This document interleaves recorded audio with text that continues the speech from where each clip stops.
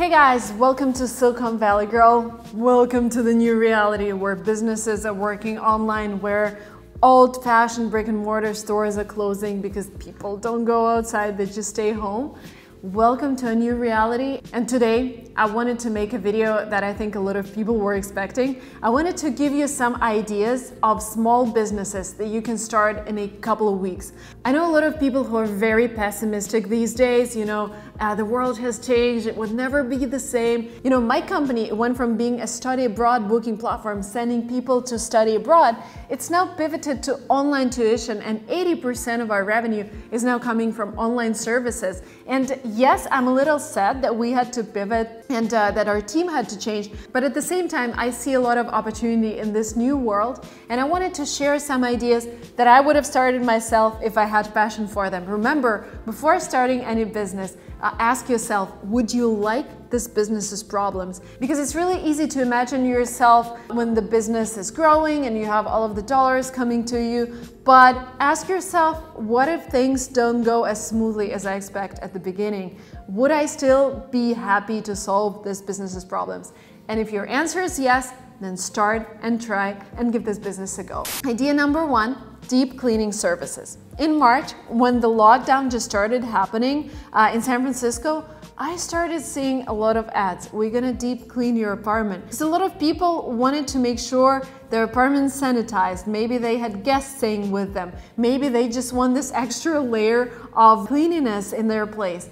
And I know a lot of friends who actually use their services. A lot of cities introduced rules where you have to deep clean your business before letting people in. There are additional measures of sanitizing everything that you see around yourself, especially if you're working with people. So this could be both a B2C business and a B2B business. By B2C, I mean you going to people's apartments, people's houses. By the way, a lot of people have started using their rooms that they have never used before because they need additional space for their offices or for their kids to study from home. And then you can be a B2B service where you partner with other companies who need recurring services from a deep cleaning company, and then you can have this recurring revenue. And by the way, having recurring revenue is the best. When you have someone who pays you on a monthly basis, that means you spend time not on acquiring new customers, but on actually perfecting your service. Business idea number two, IT and cybersecurity consulting. This is something that I've started to personally think about when I realized that, everything is online now. I can't really hide things in an apartment because I just travel all around. We have all of these bank accounts, we have a lot of customer data, we have all of those things that could be hacked. And even if I think of a regular person who just has all the passwords, how do you protect this? How do you make sure nobody accesses your bank accounts? And I've heard horrible stories of people, there was this guy from LA who was trying to raise money, and he met someone from Russia who asked him to go to Thailand and for a fundraising meeting, and they kidnapped that person and stole everything from his bank accounts. And after that story, I was like, how do I protect everything that belongs to me? And I'm pretty sure you guys, when you started doing everything online, you were like, how do I protect everything? And being a specialist who knows how to protect passwords, how to protect access to banks, how to add this different layers of security, this is something that's really in high demand these days, especially by people who had to go from offline to online, where they don't know any apps that they can use, where they're like, how do I store my passwords? So this is a great opportunity for you guys if you want to make this kind of a freelance job and list your services on a website, but make sure you have a lot of reviews and make sure you get a lot of word of mouth, because you won't just trust a person who you found on Craigslist, you would really want a recommendation. If you guys are wondering, Marina, but there are so many ideas out there, how do I know which one's trending right now? This video is brought to you by a company called The Hustle, and they have this ultimate knowledge cup called Trends. The thing is, when I've heard about it, I was like, this is a genius idea. They have a lot of things that they talk about in trends, but they would send you different graphs of keywords that are trending. So what are people looking for? And you will be able to see what's in demand right now. And in this way, you will be able to think, oh, maybe I should pivot my business this way or maybe that way. So basically, this is a community for entrepreneurs, founders, investors, and people who are interested where our world is going. With Trends, you get access to a community of leaders in every field, and you're gonna learn how to capitalize on emerging opportunities. Right now, you can get a 2-week trial for just $1.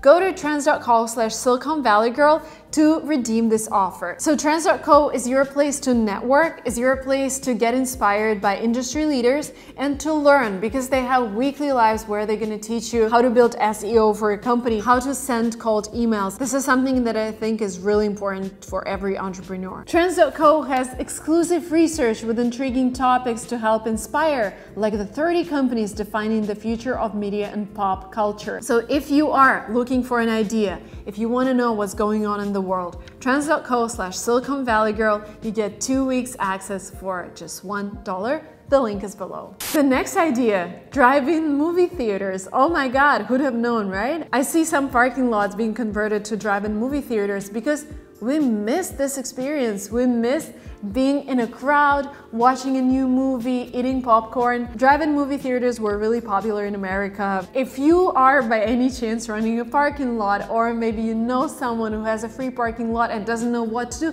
because parking lots downtown San Francisco, I remember the rates were like $15 per 10 minutes. Now they're all empty. And the downtown is really empty. Why not start a movie theater there? Why not have people come there and enjoy movies all together? The next idea, filmmaking/studio design consulting services. Let me tell you what I'm talking about. A lot of my non-video friends started reaching out to me at the beginning of pandemic, and they were like, Marina, what's the best sound to purchase? What's the best mic? What's the best camera? How do I make my background blurry? How do I create a studio that's really, really good looking? Because everything is now through Zoom, and people raise money through Zoom. They pitch their products through Zoom. They present themselves, and they really want to look good. You don't want to use your old-fashioned camera anymore because, I'm jumping on calls with people and I'm like, oh my God, are you a professional filmmaker these days? Because everything looks amazing. And I know a lot of people in Silicon Valley, they bought professional light, they bought professional cameras, connected them to their laptops. And some of them spend thousands of dollars on that, and I know it can be done cheaper. Some of them spend days researching different products. I would love to have a person who would come to me, or I will take a picture of my room and he would say, okay, you need to replace your background with this, buy this tool, buy this decoration, buy this light, put it here, put this camera here, and I want to look amazing. And I know a lot of people who would be grateful for such services. So if you guys know how to set everything up, if you know how to decorate studios, if you know how to set up lighting and what are the best cameras to use for video conferencing, that this opportunity is for you. Again, as always, you can list your services on a freelance platform. You can serve some of the first clients for free just for a review or maybe for a commendation. And then you start building your kind of small personal brand, Instagram page, maybe make some videos on YouTube, and then you start growing and then you start receiving orders. The next idea is virtual personal training. And I know a lot of gyms are opening up. My previous building just announced that they're opening the gym and people need to sign up to use it. But anyways, I don't want to go back because I still think that if you are in a room with a lot of people and somebody doesn't know that he's sick, and because you're breathing heavily, there is a higher chance of getting infected. So I'm like, and because I have a family, because I have a kid, I'm like, okay, I will just train at home. And this is what I'm doing. I purchased an online course from a familiar blogger who I really like. She looks amazing. And I just use that course to exercise at home. But ideally, I would love to have someone train me using my camera, because that just creates more responsibility. Because some days I'm like, I'm too tired to exercise, whatever. I would just cancel my training because it's a recorded video anyways. But if I had someone who would coach me online, that would be an amazing opportunity. And I think I will start doing that next month once I have more free time. So if you've been training people offline, if you were working at a gym, I think this is time for you to convert your services to online. And you can do one-to-one coaching, or you could do group classes through Zoom. The next idea is your old, boring web design. And you'd be like, Marina, but this has been a trend a decade ago. Basically, what's happening these days, a lot of people who were used to offline, who said, you know, I'm gonna stick to offline, I'm not gonna go online, they are forced to go online. And I know a lot of people who don't know how to use Tilde and Wix, and I know these are all pretty simple web services, but still, you need to have some taste. You need to know how things work in order to build a website. And again, if you have experience in that, if you can create banners, if you can run ads, start reaching out to people, start offering your services, because this is something that people need. They might not be actively looking for your services right now, but if you come to them at the right time, and the right time is now, and tell them, you know, for this price, I would be able to bring your services from offline to online, and you will start selling online. You know, I will enable consultation scheduling for you. I will tell you how Calendly works. I'm going to tell you how Zoom works. Like basically this whole web design / conversion of an offline business to an online business is a great opportunity these days. If you're looking for platforms to find customers, I can highly recommend Fiverr.com, Freelance.com. If you're into design, there is a great platform, 99 Designs, that I used as a customer myself. There's Craigslist, there is Thumbtack. There are so many platforms out there. I recommend just creating a portfolio and uploading it everywhere, and then doing some work for free to get some reviews. The next idea is called a ghost kitchen. You need to check your local regulations, but basically in some states you can start preparing meals in your kitchen and delivering them around the block, because what's happening these days is people spend a lot of time at home.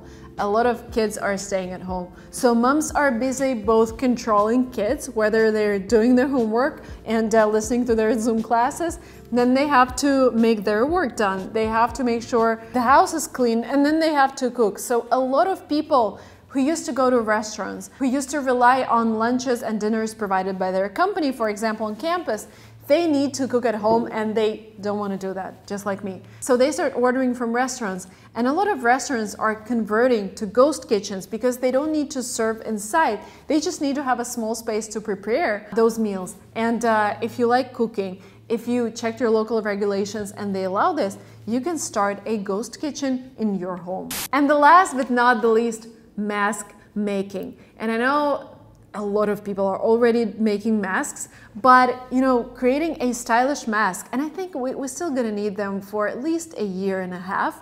I don't see this going away too fast, and a lot of countries have mandatory masks everywhere. And there is a cool case of a company called Talkie. It's a Seattle-based company. So basically it was a gift wrapping business, but when this whole thing started, they used all of their raw material that they had for wrapping gifts, like all the cloth that they had. They started producing masks, and they sold over 20,000 masks by these days. And they have seen an incredibly high demand in mask making. Additionally, there are 20,000 new mask making shops on Etsy. Thank you guys so much for watching this video up to the very end.